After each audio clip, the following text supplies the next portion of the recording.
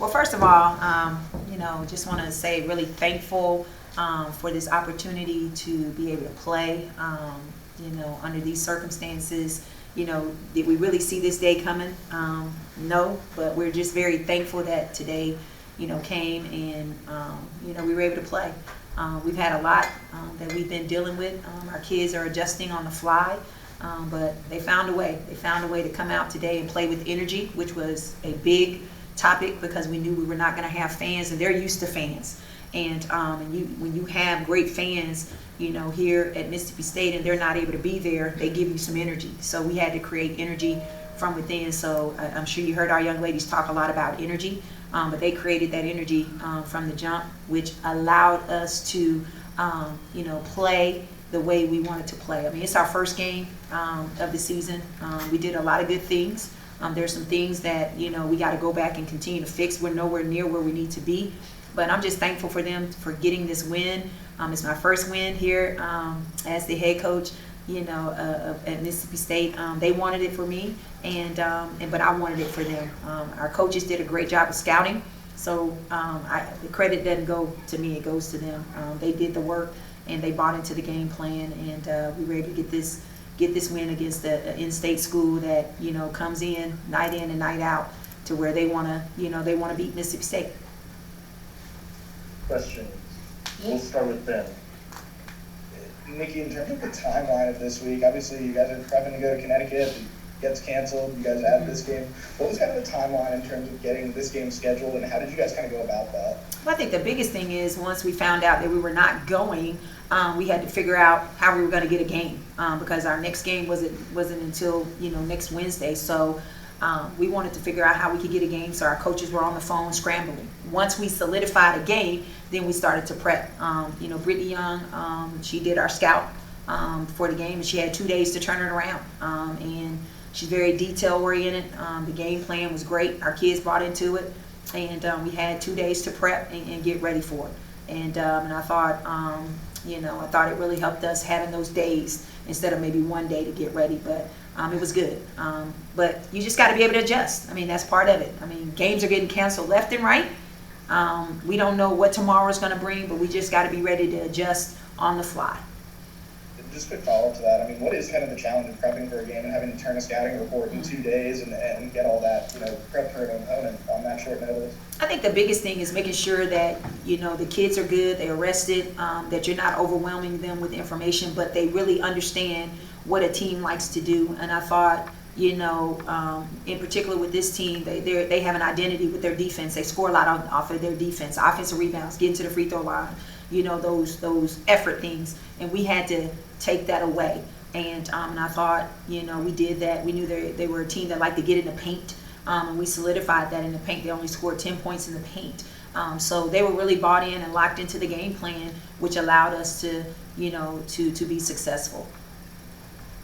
We'll go to Robbie.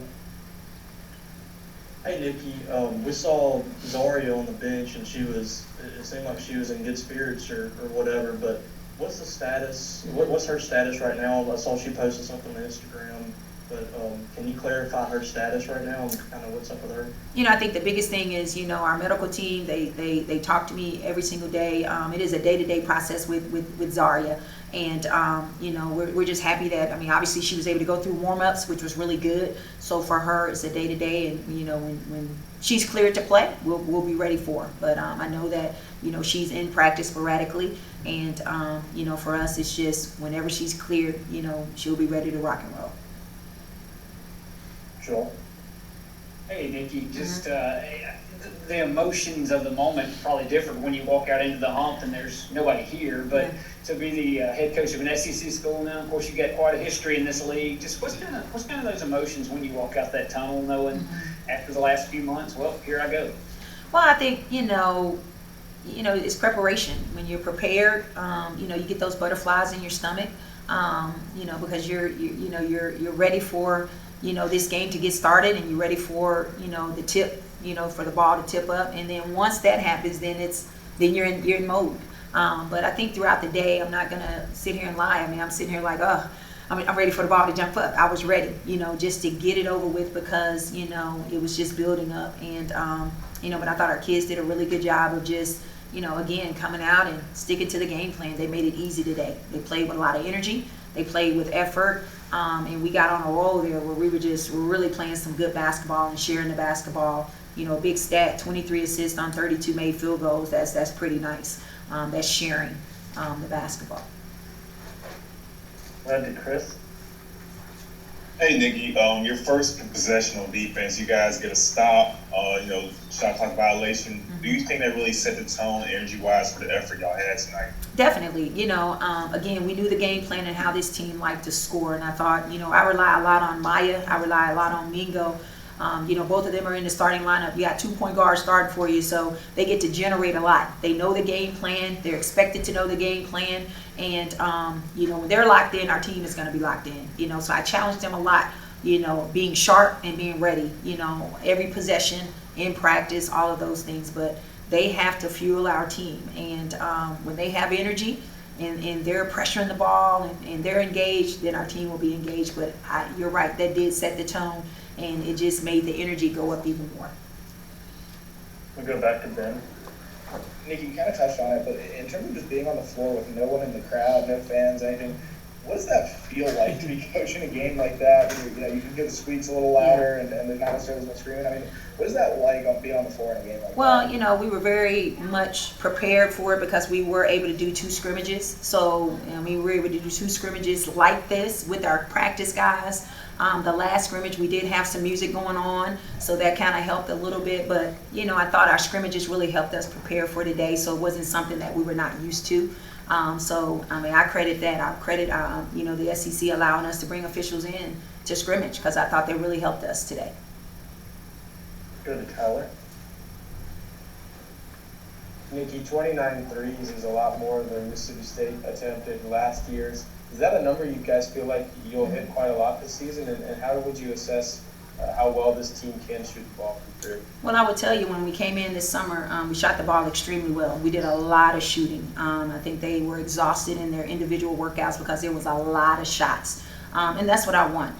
For me, a good shot is a shot that you can make 7 out of 10 times. A bad shot is a shot that's contested. And once we buy into that, we'll be good. I think great teams fight for great shots. And that shot can be quick, that shot can be late, but if you're consistently showing that you can hit those shots, we don't mind you taking them if they're wide open. You're expected to make open shots. And if not, then you got to figure out a way to do something about it. And if you can't do something about it, then it makes my decision pretty easy. Then you become assistant coach by me. But I don't really get off on that. It's more the defense. But when you're getting open shots, you got to knock them down. You just got to have pride and knock them down because we're going to get open shots because of how aggressive we are. And I don't want us to live and die by the 3, but that's the way the game is. People are going to give you shots, you got to knock them down. If they're going to disrespect you, you got to knock them down, and that's part of it. And then it'll open up so much more, for the game. But I don't want our team to be afraid to shoot the ball. I want them to understand time and score, and I want them to be able to hit shots. Because when the game's on the line, I don't want them looking over at me. They have to have the confidence to be able to knock down those shots. Anything else for Coach?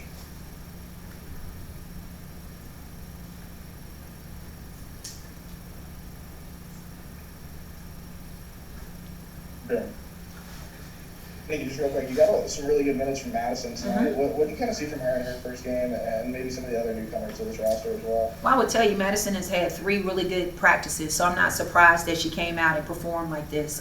Just really been challenging her, to be that intangible player for us. I talked to all of our kids, our coaches, we talked about their role. I think she now has a clear understanding of what she brings to the table.